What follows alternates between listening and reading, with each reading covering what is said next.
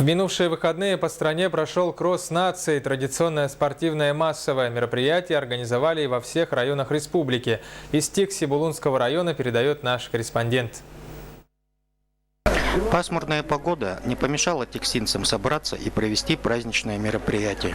С каждым годом число участников увеличивается, а также совершенствуется организация проведения забега.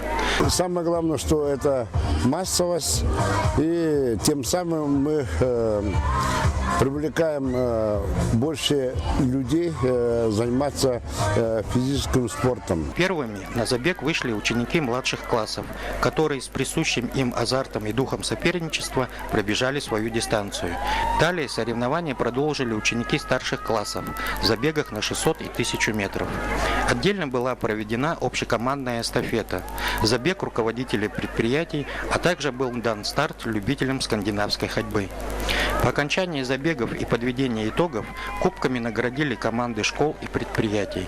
Победителям забегов были вручены грамоты и медали за призовые места. Валерий Савельев, НВК, Тикси.